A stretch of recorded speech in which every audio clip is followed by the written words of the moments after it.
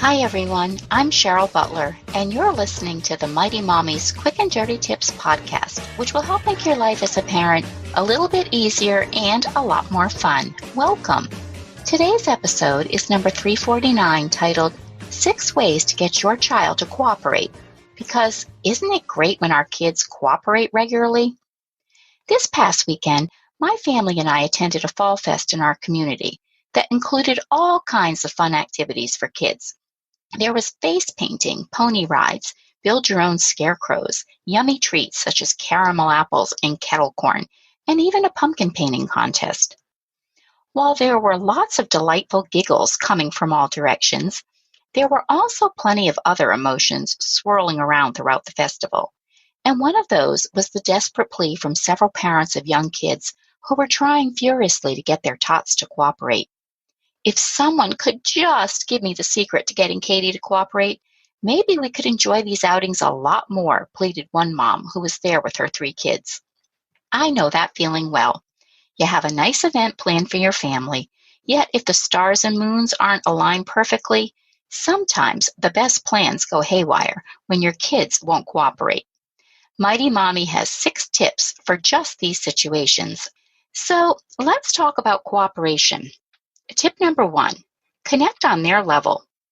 When I returned to the workforce after staying home with my kids for nearly 15 years, I was really nervous about what it was going to be like to work for a boss. I have a very laid-back personality, so I was kind of anxious that I might end up working for someone who was my total opposite. I was put at ease immediately, though, because he took the time to get to know my work style.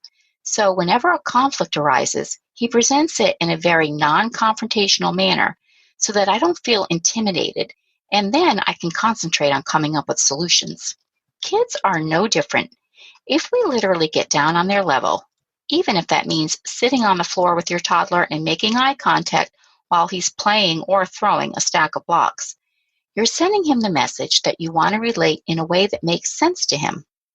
This is particularly helpful when children are upset because the physical gesture shows you're talking with them as opposed to talking down to them. Connecting at your child's appropriate age level also means explaining your request in easy-to-follow language that he or she can relate to. For instance, if you're having a challenge with cooperation getting ready for school because your child is too distracted with a TV program or playing with toys, spell it out clearly so she knows what your expectations are. First, we're going to eat our cereal, Becky, and then we're going to brush our teeth. If your child asks why or says, but I don't want to, it helps to give reasons that resonate with them. We need to eat a healthy breakfast, Becky, to keep our bodies full of energy for the day. And we need to brush our teeth so that we can keep them nice and strong to help us eat our yummy meals when we're hungry. Tip number 2, make the situation fun. Sometimes your child won't cooperate because he doesn't want to stop doing what he loves to do best, playing. If you can keep your wits about you and make the request into something fun and playful, you have a far better chance of getting them to cooperate sooner rather than later. One of my sons used to hate to leave nursery school each day.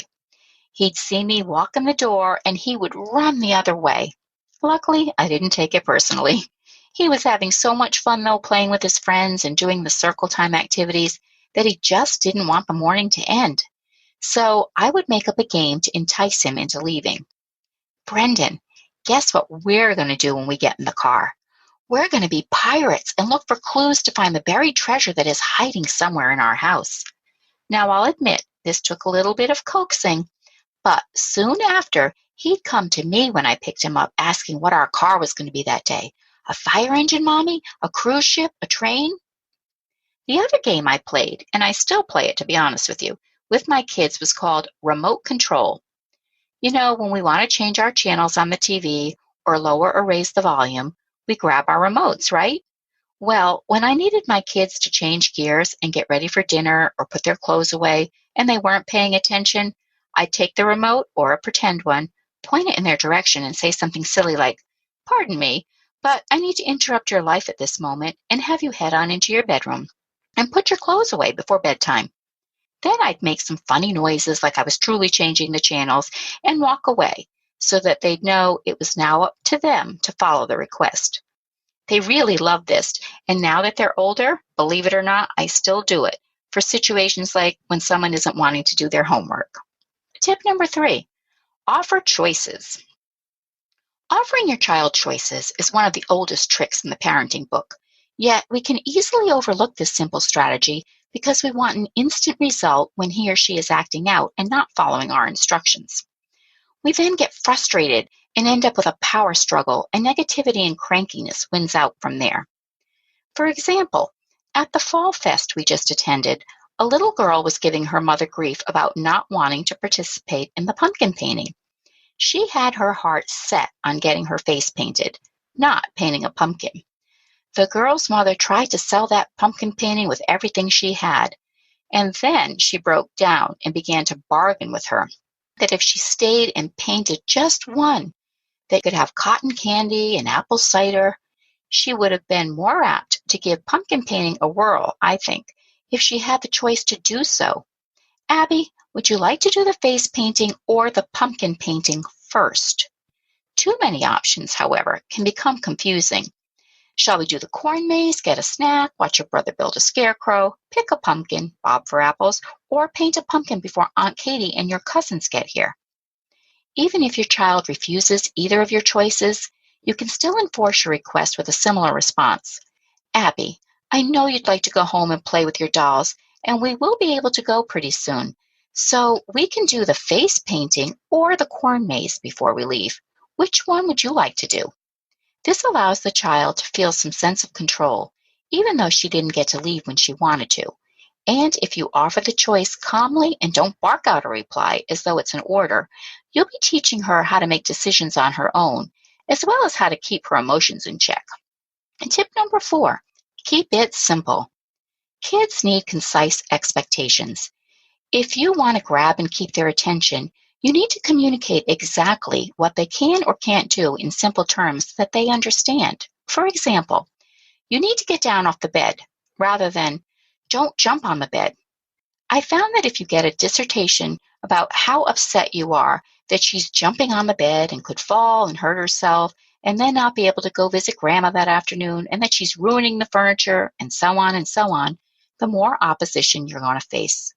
Keep your requests simple and maintain a calm but firm voice when doing so, and you'll start to see some positive results. Tip number 5, take advantage of the positives. I have always been a firm believer in emphasizing as many positives you see your child doing as possible. We all love praise and validation for a job well done, don't we? But doesn't it seem to be more of human nature that we call attention to the negatives rather than taking the time to comment and notice what's going well? The next time you see your child doing something that you can praise, take the time to let him know. It's really great that you got your backpack ready for school all by yourself, Johnny. Or, I love how you listened to my directions the first time, Casey. When your child feels good about what he or she is doing, the more apt he or she is going to be to comply when you need their cooperation. And you know what? Your child will learn to do this for himself and with others. Last weekend, one of my college kids was home and commented that he feels good going to a restaurant with his family because we say things like, "May I please have a chicken wrap?" rather than, "Give me that chicken wrap sandwich." I loved hearing one of my kids praise me for being raised with good manners. It's a win-win all the way around. And tip number 6, lead by example. There are many requests that we make of our kids that we as parents may not be doing so well ourselves. For instance, if you're tired of your daughter keeping her room a mess, how can you expect her to cooperate and take you seriously when you have dozens of outfits from your own closet strewn around your bedroom? I used to be very bad at that. If you want your child to adhere to certain rules and values, you need to set the example yourself. How do you encourage cooperation with your kids? Let us know on the Mighty Mommy Facebook page, or you can email me at mommy@quickanddirtytips.com. And you can also follow me on Twitter at Mighty Mommy, or join me on Pinterest.com, where you can visit all of my family-friendly boards. And be sure to sign up for the upcoming Mighty Mommy newsletter chock full of practical advice to make your parenting life easier and more enjoyable. Thanks for listening, and until next time, happy parenting.